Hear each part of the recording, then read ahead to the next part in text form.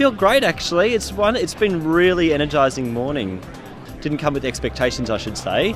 I just kind of thought, keep my mind and heart open and see where it kind of lands. And it's been wonderful just to hear the richness of conversation. And I think it's also, while we're spending a lot of time in conversation and engaging our minds, it's the connection that forms between people and the real sense of community. So, David's created this event, and not just David, the whole team have created this event with the intention of how do we build communities, and he's done just that. So you have these experiences, and there's 150, 200 people in the room, and by and large we're all white, middle class, we're from Melbourne. Do we represent, or even do we need to represent the world? But I'm interested in all of those other stories, people around the world who are doing this work and thinking about this stuff, and they may not be having the conversation in the exact same way, but having spent time in places like Rwanda and the Philippines and working with change makers and entrepreneurs there,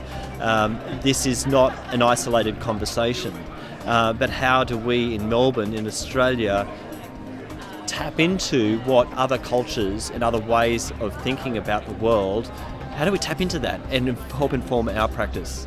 Rather than make this exclusive. And I don't think that's the intention here at all. It's just the nature of being in a physical space. And I love the whole online connection to what we're doing, but there's also a bunch of people in the world who yet don't participate in that way as well. So yeah. The inventor never knows the invention until long after it's created. I don't know what the role of gathering is. I expect that it will be it'll be deeper and more beautiful than I could possibly express it now, but it's something about forming community. It's something about forging those connections between people and finding new ways of doing things and changing the story, creating new stories about the world in the future.